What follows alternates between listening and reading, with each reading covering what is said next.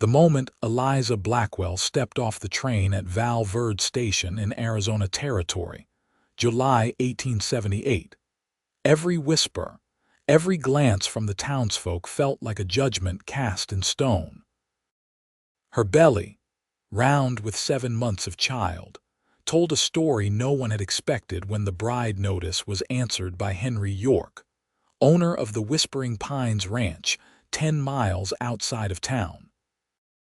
Eliza clutched the worn leather-bound journal containing Henry's letters in one hand while balancing her carpet bag in the other. The summer heat pressed down on her blue calico dress, dampening the fabric against her skin. She'd traveled over 1,000 miles from Boston, Massachusetts, running from whispers and condemnation that followed an unwed mother. Now, standing on unfamiliar soil with nothing but hope and desperation, she wondered if she'd made a terrible mistake. Henry York leaned against a post at the train station, watching passengers disembark with a mixture of anticipation and nervousness. 6 months of correspondence had led to this moment, meeting the woman who had agreed to be his wife through an advertisement in the Eastern Star Matrimonial News. His ranch was prospering, but the loneliness of the past 5 years since his parents' passing had finally pushed him to seek companionship. When he spotted her, a petite woman with honey-brown hair peeking from beneath a modest bonnet, his breath caught. Even from a distance, her condition was undeniable. Henry watched as several townsfolk turned to stare, their expressions ranging from curiosity to outright disapproval. The station master shot Henry a questioning look. Henry straightened his tall frame, adjusted his worn Stetson, and strode forward with purposeful steps. This wasn't what he'd expected, but something in the woman's dignified bearing despite her obvious discomfort stirred a protective instinct within him. "Miss Blackwell?" he asked, stopping before her. Eliza looked up, meeting eyes as blue as a summer sky. "Mr. York, I presume." Her voice was steady despite her racing heart. "I believe I owe you an explanation."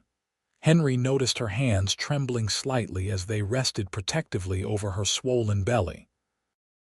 Behind them, he could feel the stares and hear the murmured conversations. "How about we discuss this somewhere more private?" Henry suggested, taking her carpet bag. "My wagon's just outside." Eliza nodded gratefully, following him through the station.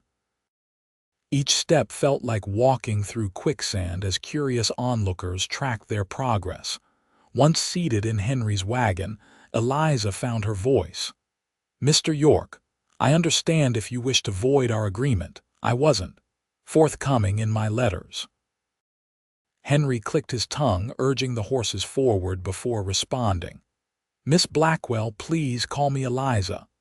"Eliza," Henry said, her name flowing naturally from his lips. "I reckon there's a story here and I'm willing to listen. But first, you should know something." He turned to meet her gaze directly. "I've always wanted to be a father." Tears welled in Eliza's eyes at the unexpected kindness in his words. "You don't even know me." "I know enough," Henry replied. "Your letters showed me a woman of intelligence and character. Whatever circumstances led you here, I'm offering you and your child a home, if you'll still have me." As the wagon rolled through the dusty streets of Val Verde, Henry's words settled over Eliza like a protective blanket. Perhaps she hadn't made a mistake after all. The journey to Whispering Pines Ranch was filled with an awkward but not unpleasant silence. Eliza took in the vast landscape so different from Boston's crowded streets with a growing sense of wonder. The endless sky stretched above them, painted in hues she'd never seen before, while the distant mountains stood like ancient guardians over the land. "It's beautiful," she breathed, momentarily forgetting her precarious situation. Henry smiled, pride evident in his expression. "Wait until you see the ranch. My father claimed this land 20 years ago, started with nothing but determination. Now we've got 300 acres, 70 head of cattle, and some of the finest quarter horses in the territory. You must be very proud, Eliza said, studying his profile. Henry York was not what she'd expected. In his letters, he'd seemed educated and thoughtful, but she'd still imagined a rough, weathered cowboy. While the sun had certainly tanned his skin and his hands bore the calluses of hard work, there was a gentleness in his manner she hadn't anticipated. "The land does the work," Henry replied modestly. "I just try to be a good steward." He glanced at her. "If you don't mind my asking, when is the baby due?" Eliza placed a hand on her belly. "The doctor in Boston said early September." Henry nodded. "That gives us time to prepare." He paused, then asked carefully, "The father?" "Dead," Eliza answered flatly, the pain still fresh. "Thomas was a schoolteacher. We were to be married in April, but influenza took him in February." She swallowed hard. "By then I already carried his child. My parents. They insisted I leave Boston. The scandal was too much for them to bear." Henry's grip tightened on the reins. "I'm sorry for your loss, Eliza, truly." "Thank you," she whispered, surprised by his genuine sympathy. As they crested a hill, Whispering Pines Ranch came into view. A two-story farmhouse painted white with green trim stood proudly against a backdrop of ponderosa pines. A large barn, several outbuildings, and corrals completed the picture.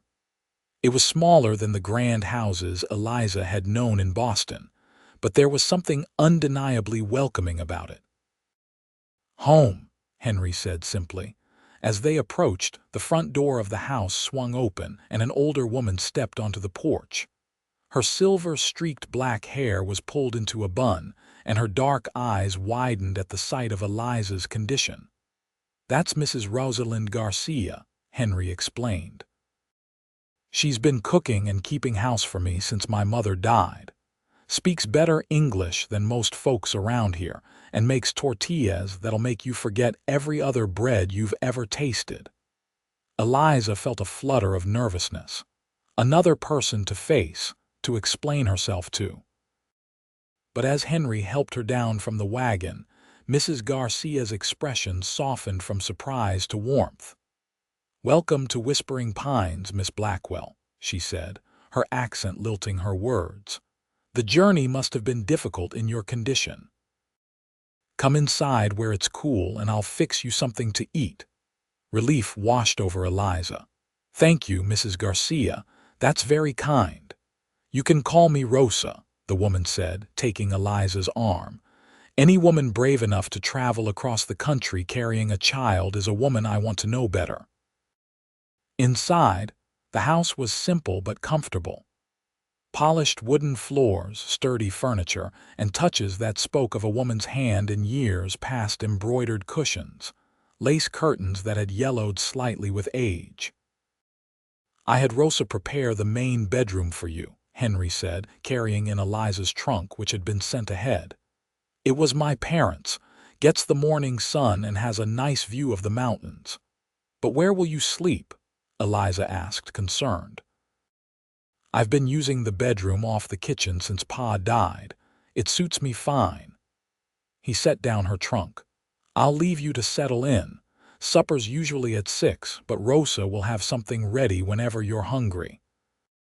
Alone in what was to be her bedroom, Eliza sat on the edge of the bed and finally allowed herself to breathe. The room was large and airy, with a 4-poster bed, a dresser with a mirror, a washstand, and a rocking chair by the window. A bouquet of wildflowers stood in a mason jar on the dresser, a thoughtful touch that brought fresh tears to her eyes. She placed a hand on her belly as the baby kicked. "We might be all right here, little one," she whispered. "We just might." That evening, over a dinner of beef stew, freshly baked bread, and apple pie, Henry outlined his proposal. "I know this isn't the conventional way to start a marriage," he said, his voice steady despite his obvious discomfort with such personal conversation. "But I believe we can make this work, Eliza. I'm offering you my name, my protection, and a home for you and your child." Eliza studied him across the table. "Why, you could find a bride without complications." Henry considered her question seriously. "Maybe. But finding someone willing to come all the way out here isn't easy, and your letters. They showed intelligence, strength, and kindness. Those qualities matter more than circumstances." "And the child," Eliza pressed. "Like I said, I've always wanted to be a father." A shadow crossed Henry's face. "My wife and son died in childbirth 7 years ago. I never thought I'd have another chance at family." Eliza hadn't known. "I'm so sorry, Henry," he nodded, acknowledging her sympathy. "I'm proposing a real marriage, Eliza, not just in name, but I understand if you need time. We could have a simple ceremony soon to give the child legitimacy and then see how things develop between us." His honesty touched Eliza deeply. "I think that's sensible," she agreed. "I can't offer you my heart yet, Henry. It's still healing. But I can offer you respect, partnership, and gratitude." "That's a good foundation," Henry said with a small smile. "Better than many marriages start with." 3 days later, they were married by Judge Peterson in his office in Val Verde with Rosa and the local doctor, Frank Miller, as witnesses. Eliza wore her best dress, a deep blue that almost concealed her condition, and Henry wore a clean black suit that had belonged to his father. The ceremony was brief, the words familiar yet strange in the context of their unusual arrangement. When the judge pronounced them husband and wife, Henry hesitated only a moment before leaning down to place a chaste kiss on Eliza's lips. It was their first physical contact beyond him helping her in and out of wagons and carriages, and Eliza was surprised by the warmth that spread through her at the brief touch. As they left the judge's office, several townspeople watched them with undisguised curiosity. Eliza held her head high, though she clutched Henry's arm perhaps a bit tighter than necessary. "Mrs. York," called a female voice, stopping them on the boardwalk. A well-dressed woman with an elaborate hat approached, her smile as artificial as the flowers decorating her headwear. "I'm Vivian Thornton, president of the Val Verde Ladies' Aid Society. We were so surprised to hear of Henry's marriage. How fortunate that you found each other so quickly." The insinuation in her words was clear. Eliza felt Henry stiffen beside her. "Very fortunate indeed, Mrs. Thornton," Eliza replied calmly. "I couldn't have asked for a more honorable husband." Vivian's gaze dropped pointedly to Eliza's midsection. "Yes, well, I do hope we'll see you at church on Sunday. We're always eager to welcome new members to our community." "My wife has been traveling a great distance," Henry interjected firmly. "She'll need rest before making social calls." "Of course," Vivian said, her smile never reaching her eyes. "Another time, then." As they continued to the wagon, Eliza whispered, "I suspect that's only the beginning." Henry helped her up to the seat. "Folks will talk, then they'll find something else to gossip about. Don't let it trouble you." But Eliza knew better. In Boston, an unwed mother was a social pariah. Here in this small western town, she suspected judgment would be even harsher. The following weeks established a rhythm to their life together. Eliza took over the household management, working alongside Rosa to learn the particular challenges of maintaining a home on a ranch. Henry spent his days working the land, tending cattle and training horses, returning each evening dusty and tired but always taking time to inquire about Eliza's day. They slept in separate bedrooms, their marriage unconsummated by mutual understanding. Yet Eliza found herself watching Henry with growing interest, the way his strong hands gentled when handling young animals, how his face transformed when he smiled, the respect he showed to both the Mexican ranch hands and the Yavapai tribespeople who occasionally traded with them. In late August, As Eliza's time grew near, Henry surprised her by converting a corner of their bedroom into a nursery, complete with a cradle he'd made himself. "It's beautiful," Eliza gasped, running her fingers over the smooth wood. "My father taught me woodworking," Henry explained, looking pleased with her reaction. "I've been working on it during evenings in the barn." "You've done so much for us," Eliza said softly. "A stranger's child." Henry's expression grew serious. "Not a stranger's, yours. And now, if you'll allow it, mine too." Eliza felt the baby kick, as if in response to Henry's words. Taking his hand, she placed it on her belly. His eyes widened as he felt the strong movement beneath his palm. "That's quite a kick," he said with wonder. He has been very active lately," Eliza replied with a smile. "Dr. Miller says that's a good sign." Their eyes met over their joined hands, and for a moment, something unspoken passed between them, a connection deeper than their practical arrangement, a hint of what might grow given time and nurturing.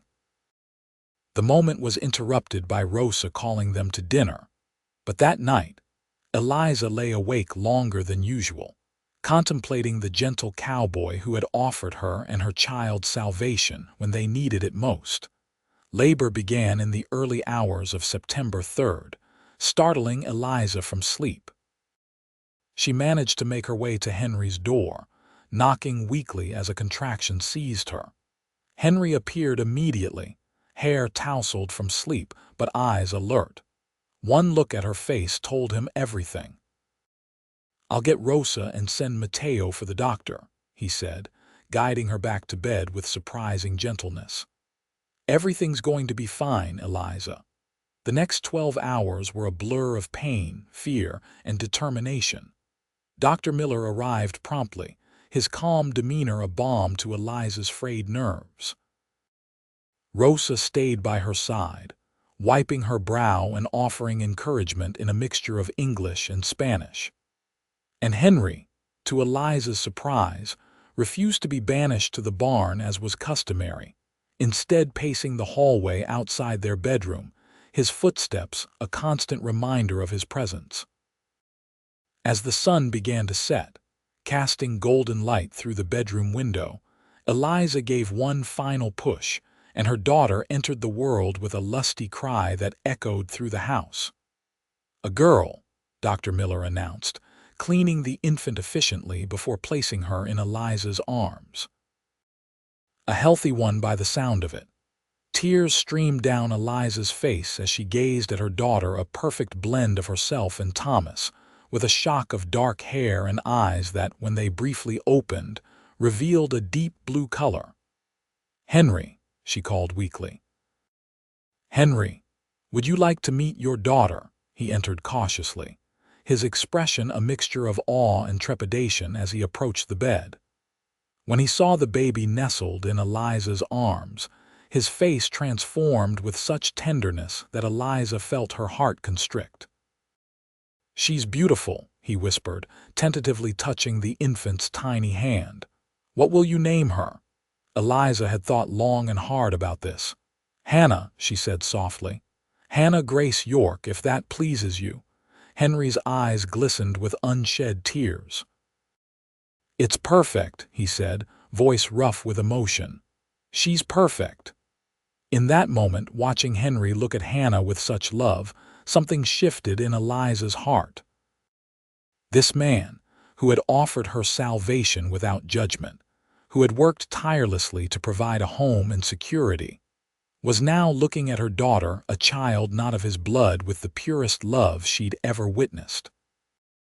The weeks following Hannah's birth were exhausting, but filled with a domestic tranquility Eliza had never expected to find. Henry proved himself an enthusiastic father, waking in the night to bring Hannah to Eliza for feeding, then walking the colicky baby when she wouldn't settle afterward. During the day, he'd often carry her in a sling Rosa had fashioned while doing light chores around the ranch house, talking to her about cattle, horses, and the changing seasons as if she understood every word. October brought cooler weather and Hannah's christening at the Val Verde church. Eliza had dreaded facing the community, particularly after several pointed comments from Vivian Thornton during her infrequent trips to town. But Henry insisted. "She's our daughter, and I'm proud of her," he said firmly. "Let them talk if they want." On the Sunday morning of the christening, Eliza dressed Hannah in a gown she'd sewn from her own wedding dress from Boston, a detail she hadn't shared with Henry, feeling it somehow disloyal to mention Thomas on this day. Henry wore his Sunday best, and together they presented a unified front as they entered the church. Whispers followed them, of course. But to Eliza's surprise, not all the attention was negative. Several women approached after the service, admiring Hannah and offering practical advice about teething and colic. "Babies have a way of softening even the hardest hearts," Rosa observed as they returned home.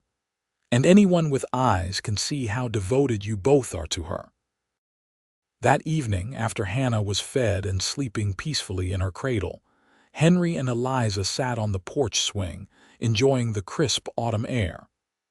A comfortable silence had developed between them over the months, but tonight, Eliza sensed Henry had something to say. "You were very brave today," he finally offered, his voice low in the gathering dusk.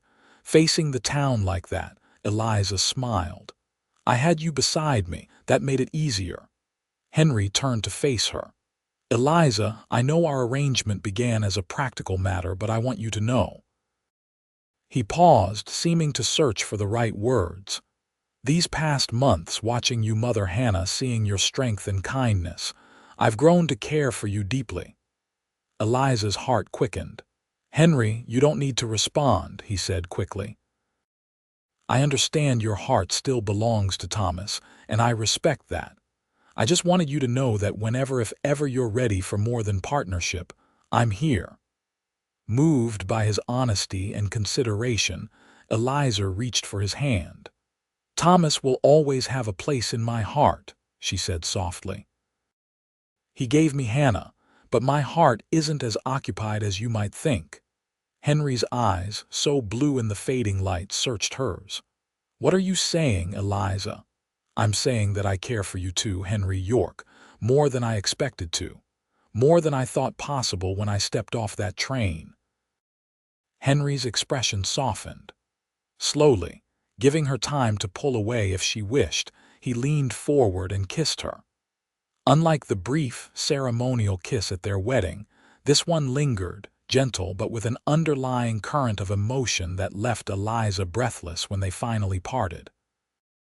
"I think," she whispered, "that I might be falling in love with my husband." Henry's smile was radiant. "That's fortunate, because I've definitely fallen in love with my wife." That night, for the first time, Henry joined Eliza in what was now truly their bedroom. Their lovemaking was tender and unhurried, a physical expression of the emotional bond that had been growing between them since that first day at the train station. Afterward, lying in Henry's arms, listening to Hannah's soft breathing from her cradle across the room, Eliza marveled at how her greatest fear, arriving pregnant and unwed in a strange town, had led to her greatest joy. As winter settled over Val Verde, bringing occasional snow that transformed the landscape into a glistening wonderland, life at Whispering Pines Ranch took on a cozy intimacy. The house, which had once felt oversized to Henry in his bachelor days, now seemed perfectly suited to their growing family. Hannah thrived, developing a sunny disposition that charmed everyone she met, including the ranch hands who would come up with excuses to visit the house just to see her smile. Eliza found herself increasingly integrated into the community as well.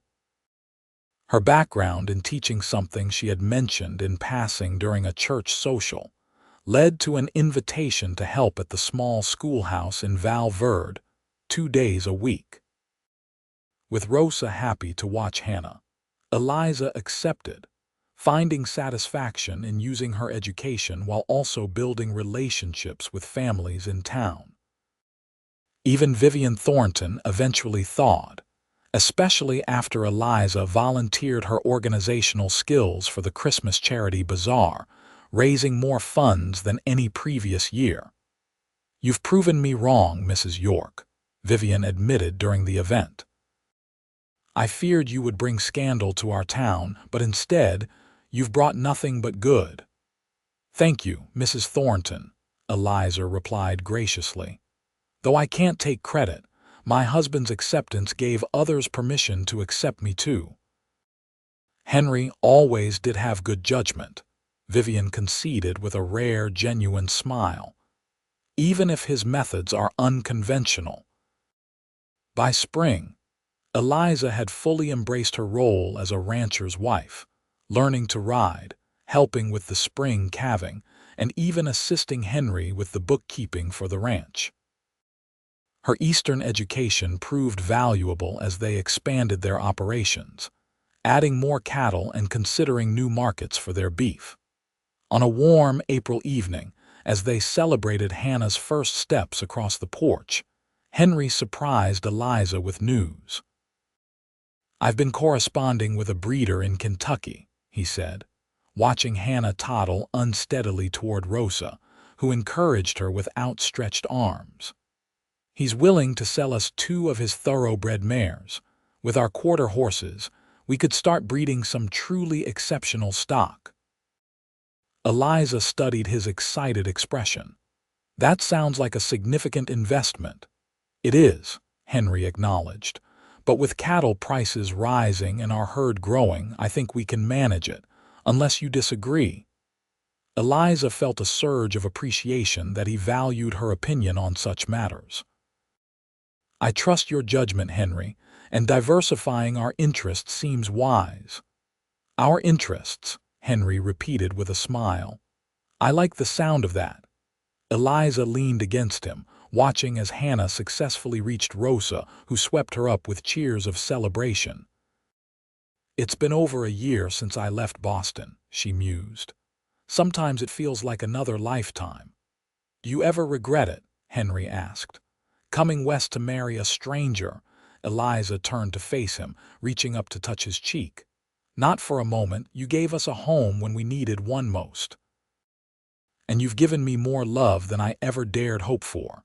Henry pulled her close. "You know what today is, don't you?" Eliza tilted her head questioningly. "1 year ago today, I saw you step off that train, looking terrified but so brave," Henry said softly. "Best day of my life." "Even though I arrived with a surprise," Eliza teased. "Especially because of that," Henry replied, watching Hannah with undisguised adoration. "Though I wouldn't object to giving her a brother or sister someday, when you're ready." Eliza's smile turned mysterious. "How would you feel if someday was closer than you think?" Henry's eyes widened. "Eliza, are you saying?" She nodded, joy bubbling through her. "Dr. Miller confirmed it yesterday. Our baby should arrive in November." Henry let out a whoop that startled Hannah, then swept Eliza into his arms, spinning her around while she laughed in delight. "Henry, put me down before you make me dizzy," he complied, but kept her close. "A baby," he said wonderingly. "Our baby." "Yes," Eliza confirmed, touched by his happiness. "Our baby." Rosa, who had overheard the commotion, approached with Hannah in her arms. "Another blessing for this house," she said approvingly. "Your parents would be so pleased, Henry." Hannah, sensing the excitement, reached for Henry, who took her into his arms. "Did you hear that, little one? You're going to be a big sister." Hannah responded with a stream of babble that made them all laugh. That night, after Hannah was asleep and they'd retired to their room, Henry held Eliza close, his hand resting protectively over her still flat stomach. "I never thought I'd have this," he confessed in the darkness. "After Sarah and the baby died, I believed that part of my life was over. Then you arrived, carrying Hannah, and everything changed." "For me too," Eliza whispered. When Thomas died, I thought my future died with him. I came west out of desperation, not hope. And now, Henry asked. Now I have more love in my life than I ever imagined possible, Eliza answered, turning in his arms to face him.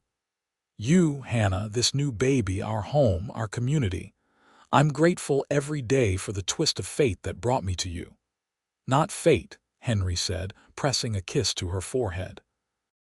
Courage. Your courage to start anew, to trust a stranger, to build a life in an unfamiliar place. And yours, Eliza countered, to open your heart and home to a woman carrying another man's child. The best decision I ever made, Henry said with conviction. As summer bloomed across the Arizona territory, bringing heat that shimmered across the landscape, Whispering Pines Ranch prospered. The thoroughbred mares arrived from Kentucky, causing a sensation in Val Verde and attracting interest from ranchers as far away as Phoenix. Henry's reputation as a horseman grew, and with it, the ranch's fortunes. Eliza, now visibly pregnant, divided her time between teaching, caring for Hannah, and helping Rosa put up preserves from their abundant garden. The three women had developed a comfortable rhythm, with Rosa teaching Eliza traditional Mexican dishes and Eliza sharing New England recipes in return. In August, as Eliza entered her 6th month, a letter arrived from Boston, the first communication from her family since her departure over a year before. She stared at her father's handwriting on the envelope, torn between hope and dread. You don't have to read it now, Henry said, noticing her distress. Or ever if you don't want to, Eliza shook her head. No, I need to know what he says. Opening the letter with trembling fingers, she read quickly, her expression shifting from trepidation to surprise. My parents want to visit, she said finally, looking up at Henry. They say they've reconsidered their position and wish to meet their granddaughter and her father. Henry's eyebrows rose. That's unexpected, indeed. Eliza refolded the letter carefully. My mother's sister recently lost her only son to consumption. Perhaps that's made them reconsider the importance of family. You want them to come? Henry asked gently. Eliza considered the question seriously. Yes, she decided. Not for their sake, but for Hannah's, and for this baby. She placed a hand on her rounded belly. They should know their grandparents, even if those grandparents were once too proud to acknowledge them. Then write and tell them they're welcome, Henry said, squeezing her shoulder supportively. This is your home, Eliza. You decide who enters it. In October, just as the aspens turned golden on the mountainsides, Edward and Margaret Blackwell arrived by stagecoach in Val Verde. Eliza and Henry met them at the station, Hannah perched on Henry's shoulders, babbling excitedly at the commotion. The meeting was awkward at first, with formal handshakes and stilted conversation. Margaret Blackwell's gaze kept returning to Hannah, then to Eliza's prominently pregnant form, as if she couldn't quite reconcile the daughter she'd sent away in disgrace with the composed, obviously cherished woman before her. Edward Blackwell, a tall, distinguished man with the same honey-brown hair as Eliza, sized up Henry with an appraising eye. You have a successful operation here, I understand, Mr. York. We do well enough, Henry replied modestly, but our greatest wealth isn't in cattle or horses. Edward nodded, understanding the gentle rebuke. Yes, well, we've come to remedy past miscalculations. What your father means to say, Margaret interjected, is that we were wrong, Eliza. Wrong to send you away, wrong to prioritize our social standing over our daughter's well-being. Her voice cracked slightly. Can you forgive us? Eliza, who had imagined this moment countless times, found the reality both more painful and more healing than she'd anticipated. I already have, she said softly. My life here has been so full of blessing that I can't hold on to bitterness. Relief washed over her mother's face. "Thank you," she whispered. Then, hesitantly, "Might I hold my granddaughter?" Henry lifted Hannah from his shoulders and whispered something in her ear that made her giggle before handing her to Margaret. The child studied her grandmother curiously for a moment, before breaking into a toothy grin that melted the last of the tension. Over the next 2 weeks, the Blackwells were integrated into life at Whispering Pines Ranch. Edward, initially stiff and formal, gradually relaxed as he observed the genuine respect the ranch hands showed Henry and the evident happiness of his daughter. He even began accompanying Henry on his morning rounds, showing unexpected interest in the operations of the ranch. Margaret, meanwhile, bonded with Hannah, delighting in her granddaughter's antics and helping Eliza prepare for the new baby. She also formed an unlikely friendship with Rosa, the two women exchanging recipes and stories despite their vastly different backgrounds. "Your husband is a remarkable man," Margaret observed one evening as they sat on the porch, watching Henry demonstrate roping techniques to Edward in the yard. "Nothing like what I imagined when you wrote about marrying a rancher." "He's educated, Mama," Eliza replied. His father was a doctor who came west for his wife's health. Henry grew up with books as well as cattle. "That explains his manner," Margaret mused, "but not his character. The way he's accepted Hannah as his own, few men would have that capacity." "Henry sees with his heart," Eliza said simply. "It's why I love him." Margaret studied her daughter's face. "You truly do, don't you? This isn't just a marriage of convenience." "It began that way," Eliza admitted, "but it's become so much more." Before departing, Edward took Henry aside for a private conversation, while Margaret presented Eliza with a family heirloom, a silver baby rattle that had been in the Blackwell family for generations. "I should have sent this with you when Hannah was born," she said, pressing it into Eliza's hand. "Another of my many regrets. What matters is that you're here now," Eliza assured her. "Hannah and her brother or sister will grow up knowing their grandparents love them." As the stagecoach pulled away, taking her parents back east with promises to return in the spring, Eliza felt a chapter of her life truly close. The rejection that had sent her fleeing across the country had been healed, not by time alone, but by the love and acceptance she'd found in this unexpected place. November brought crisp, clear days and the birth of their son Henry Thomas York, a robust baby with a shock of black hair like his father and eyes that, over time, would settle into the same honey brown as Eliza's and Hannah's. "He's strong," Dr. Miller declared after examining the newborn. "A fine addition to your family." Unlike Hannah's birth, which had been shrouded in uncertainty despite Henry's support, little Harry's arrival was a joyous family affair. Henry paced the hallway with Hannah, telling her stories to distract them both from Eliza's labor pains, while Rosa prepared a feast to celebrate the birth. When the baby finally arrived, Henry brought Hannah in to meet her brother, her small face solemn with the importance of the moment. "Baby," she said decisively, reaching out a tentative finger to touch his cheek. "My baby." "That's right," Henry agreed, his voice thick with emotion. "Your brother, you'll help Mama and Papa take care of him, won't you?" Hannah nodded vigorously, her expression so serious that Eliza had to stifle a laugh despite her exhaustion. That Christmas, with snow falling gently outside and a fire crackling in the hearth, the Yorks celebrated their first holiday as a family of 4. The house was filled with the scent of pine from the tree Henry and Hannah had selected, decorated with ornaments Rosa had helped them make and candles that cast a warm glow over the gathering. After Hannah was asleep, dreaming of the wooden horse Henry had carved for her, and baby Harry was fed and settled in his cradle, Henry presented Eliza with a small package. "What's this?" she asked, surprised. They had agreed to focus their gifts on the children this year. "Open it," Henry urged, looking both nervous and pleased. Inside, Eliza found a delicate gold locket.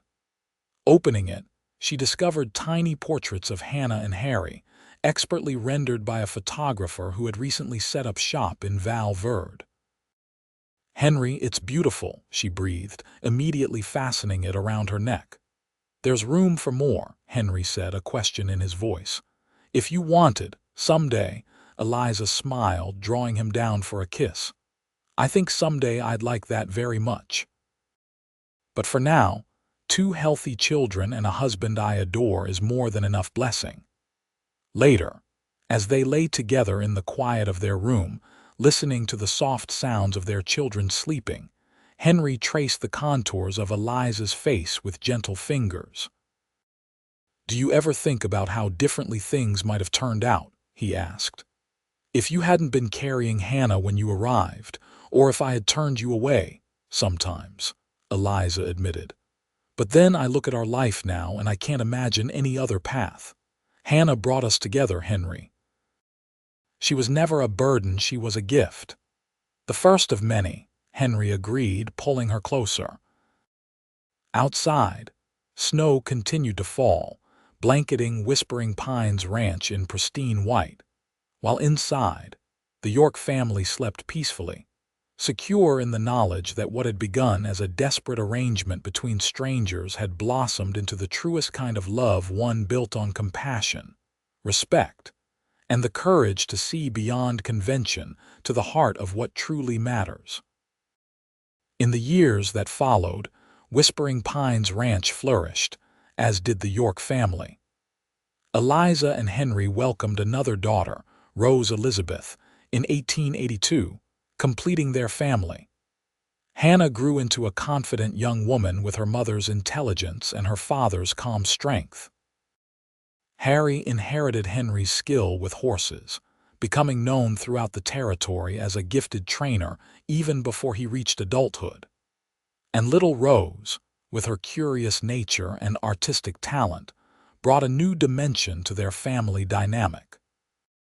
The Val Verde community, which had once whispered about the pregnant mail-order bride, came to regard the Yorks as one of their most respected families. Henry served on the town council, while Eliza eventually took over as the school teacher when the previous one retired. Together, they helped build a community where compassion outweighed judgment, and where second chances were valued as opportunities rather than concessions. On warm summer evenings, they would often gather on the porch of the expanded farmhouse, watching the sunset paint the distant mountains in shades of purple and gold.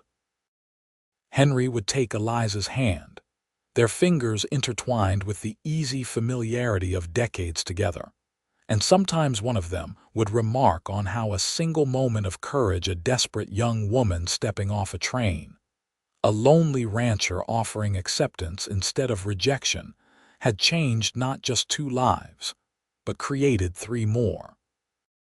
"The best decision I ever made," Henry would say, echoing words spoken long ago, "was waiting at that train station." And Eliza, surrounded by the family that had grown from uncertainty and hope, would always reply, "And the bravest thing I ever did was step off that train."